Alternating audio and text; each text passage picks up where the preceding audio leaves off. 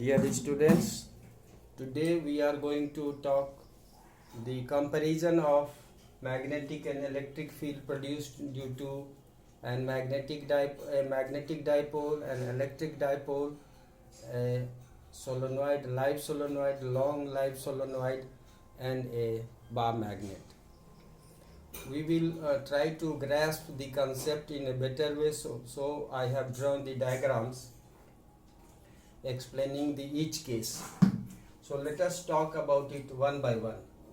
In the case of bar magnet, you can understand that the whole material is made up of magnetic dipoles at atomic level either or at molecular level, and they are made to get aligned along same direction under the influence of external magnetic field or by some other means. So we can understand that the interior of the bar magnet is actually an array of so many linearly arranged atomic dipoles or molecular dipoles, and as a result the magnetic field outside the bar magnet is found to follow the Coulomb's law for magnetism, which is based on inverse square law. That means the magnetic field due to a bar magnet decreases very slowly as compared to that happening in case of long solenoid, because of this presence of array of linearly arranged atomic dipoles or molecular dipoles of the material of the magnet. So we don't have any pole outside the magnet. We have some pole which we assume it should be very close at the end of the bar magnet, and which we can roughly estimate by tracing the magnetic field lines further into the bar magnet, and where we can assume they are meeting. So here we can have, say, south pole, and here we can have north pole.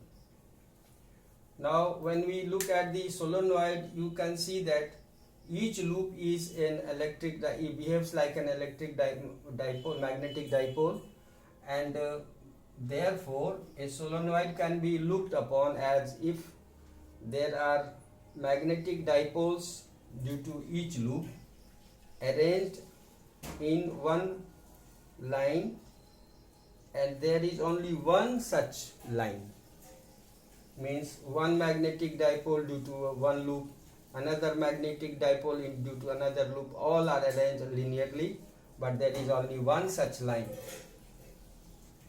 And the magnetic field inside the solenoid, long solenoid, is found to be uniform at its axis and near its axis within the solenoid. But the magnetic field outside the solenoid vanishes very rapidly.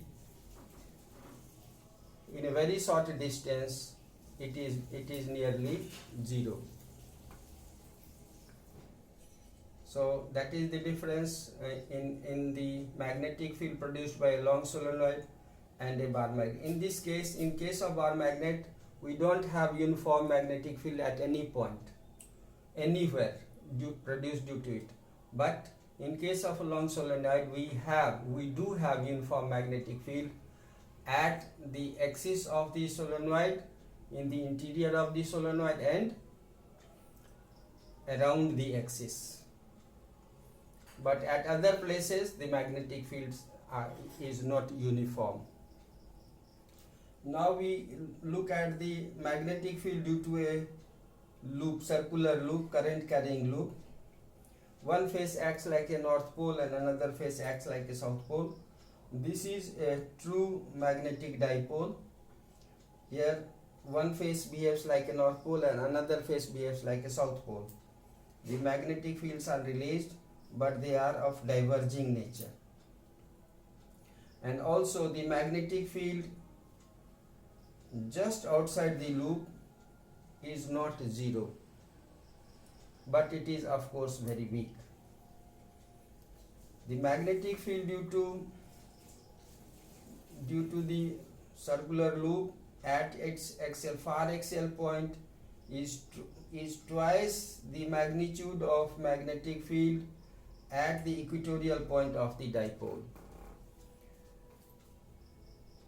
And lastly, we talk about an electric dipole. In electric dipole, the charges are separated, well separated, but in case of magnetic dipole, the poles are not separated. The distance between them is not there.